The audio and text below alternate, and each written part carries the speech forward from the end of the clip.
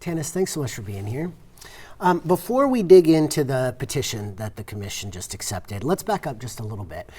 Can you talk about what produced water is exactly and how it's being deployed currently?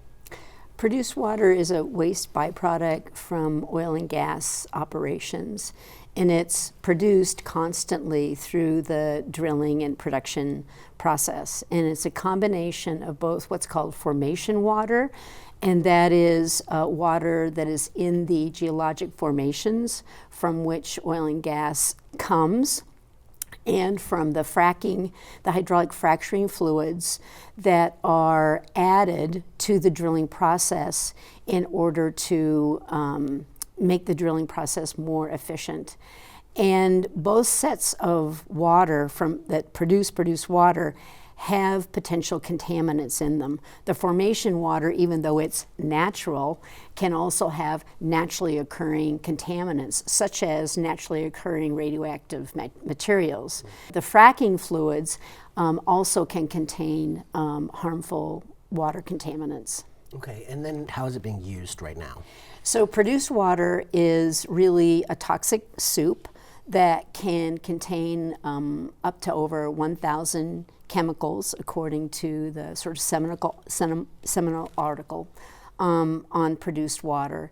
And right now it is reused within the oil field for drilling purposes.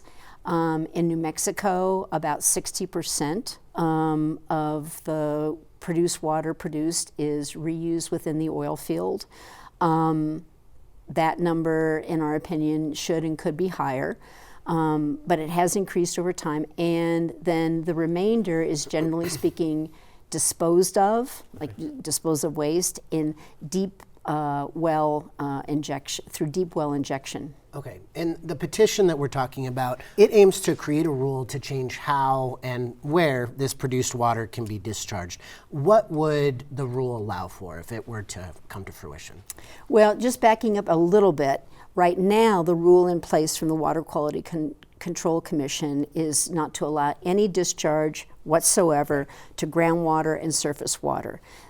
That rule was passed about a year ago. This petition from a group called the Water Alliance would allow discharge both to groundwater and to surface water. In New Mexico, discharge to groundwater is really any kind of land application because of the potential for any kind of water discharge to migrate down to the water table. Okay. All right, and who requested it? You mentioned the Water Alliance. Who are they, and who else is involved in this petitioned rulemaking process? The Water Alliance brought this petition. They are a industry-backed nonprofit group. And it's an acronym for Water Access, Treatment, and Reuse. Correct. Okay. And they're aligned with the oil and gas industry. And then also the city of Bloomfield, the counties of San Juan and Lee are also joint petitioners. Okay. And your organization, the Western Environmental Law Center, represents a coalition of environmental groups that oppose this proposed rule. What is your argument against it? In our view, right now, the science is not there to support large-scale discharge of treated produced water to surface or groundwater. That's the real issue here, is can treated produced water be treated to a level that meets all water quality standards, both for groundwater and surface water. And is that in part the fact that the science is out on this because we don't know actually what's in this stuff? That's one of the really big problems with produced water because it, as I said, it can contain up to 1,000 chemicals, not in one set of produced water, but it varies from well to well, the contents, geologic formation to geologic formation, state to state. The hydraulic fracturing fluids, what the contents of those are also varies producer to producer, and those contents aren't required to be disclosed. So you've got this mix of potentially dangerous chemicals in this water and you don't know what's there. And so that's one of the problems. Another one of the problems is that even knowing what some of the potential contaminants are in there, we have information that they're potentially hazardous, but we don't necessarily have what are called water quality standards for those contaminants. And so even though we know that they could be harmful to human health or the environment, we don't know at what levels to be able to say what's safe or what's not. And so that is one of the problems, is we don't know what's in it, and it's difficult to treat. Would you be opposed to any rule that would allow produced water to be used outside of the oil fields at all, even in a limited capacity? The rule right now that the Water Quality Control Commission passed a year ago that we did support does allow for pilot projects outside the oil field, as long as they're not discharging. We strongly support the science moving forward, and the science is moving forward. And the rule in place allows for pilot projects to take the produced water and to study characterization, that is, what's in the produced water, and to study how to treat it. Why is that rule, which, as you mentioned, is a year old, already being rethought? If we just went through this and that rule was established, why is it already being brought back? Well, I got to say, I've been representing and before the Water Quality Commission, Water Quality Control Commission now for over 20 years. And I've never seen a rulemaking process like this, where the commission passes a rule and almost the next day there's a petition to undo that rule. And that's what happened. Under normal circumstances, the Water Quality Control Commission would not allow that petition to reverse what they had just done, after a year and a half's worth of work, I might add, to go forward. What's abnormal about the current circumstances? This petition and the reuse of produced water is really a governor priority. And she's made that very clear, in public statements. Mm-hmm. Yeah, New Mexico is experiencing a water crisis. Governor Michelle Lujan Grisham has seen the cleanup and reuse of produced water as a potential part of this larger solution that she's proposed. How much of a dent could produced water make in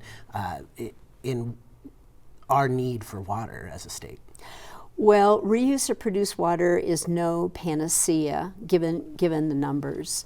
The state generates something north of 2 billion barrels of produced water each year.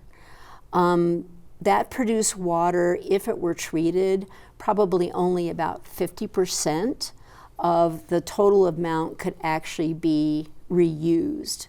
Because it would get clean enough? Because it cleans up and it's going to produce, one of the issues is it produces a waste product itself that then has to be disposed of. And so, the numbers, industry isn't really generating a lot of numbers, but produced water is not going to solve the water scarcity problem in New Mexico. Reuse of produced water, brackish water, industrial wastewater is only potentially part of the solution. Mm-hmm. But conservation is another part of the solution. Well, following the commission's recent vote, spokesperson for the governor, Leah March, told Source New Mexico in a statement that Lujan Grisham wants to advance science-based solutions, including safe and responsible wastewater reuse. She went on to say that that this vote establishes a pathway to ensure that all of the evidence is on the table before a decision is made. What do you make of the governor's statements? I don't think anybody can disagree with the proposition that if we're going to reuse industrial wastewater, that it should be done safely. Nobody disagrees with that. I think where the disagreement lies is, what is the state of the science and technology today? have there been any large-scale studies that show that treated produced water can be safely discharged to ground or surface water? And from our point of view, there are not. Water Alliance co-founder Matthias Sayer argues that there's a substantial body of new research since the existing rule went into effect, and accuses critics, like your organization, of being resistant to hearing it. What's your response? That is absolutely not true. I'm a former New Mexico Environment Department employee. I believe in the science, and the science is developing. But is the science at a point, as I've said, to allow large-scale discharge to surface and groundwater? The scientists we talk to say no. So no new research or no substantial new research that would show it was safe since the existing rule went into effect. Correct. But there is new science. Yes, it is developing, and it should develop. Okay. Well, this petition, it's going to kick off a really long process. It already has. That's going to begin with a hearing. What role could Lujan Grisham leaving office at the end of the year play in the timeline of when that hearing is scheduled? Well, that is a good question. The hearing is not set yet, and we don't know when the hearing will be set. There was discussion in the commission the other day that it would be set maybe at the end of the year or the beginning of next year, because they've got a very fulsome schedule between now and the end of the year. But the difference between the end of the year and the beginning of next year is very big when we've got a shift in governor in that time. That is quite true. So is your organization familiar with pressures to get this hearing scheduled before Lujan Grisham leaves office? The Environment Department had taken the position during the legislative session that the hearing could be held by the end of the year. I think that would be hard. It's a really complicated rule. It's like 40 some odd pages, single spaced. And part of the problem with the rule is that there are 20 of those pages that are supposed to contain limits on the 400 potential contaminants that have been identified that could be in produced water from specifically really from the Permian Basin, are left blank. Those effluent limits, they have an upper and a lower range, and they're left blank for those 400 contaminants. So they have to be figured out. Yes, and part of our argument was this petition is not ready for prime time because this critical information is not in the petition. Okay. And so it sounds like your organization would like to see the hearing scheduled next year. Yes. We don't have, this is like, what's missing is part of the heart of the petition. Mm-hmm.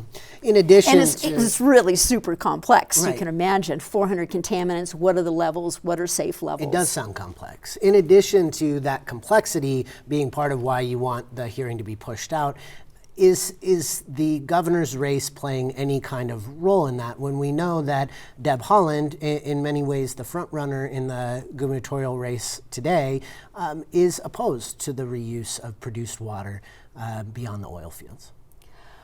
Well, I think for our purposes, we really need the hearing to happen at the next year, because it's so complex. And not because the governor at that time may be somebody who, unlike Lujan Grisham, opposes this rule. Well, that could be something that should be taken into account by the Water Quality Control Commission, because, do we want a hearing to go forward and then, for it only to be requested to be stopped by a new governor? I don't know. I don't know what a new governor would do, but it does present a question mark for this hearing. Besides the date of the hearing, is there anything else that you're looking out for in terms of next steps as this lengthy process moves forward? We're looking out, we're gathering our experts. We're working with coalition members.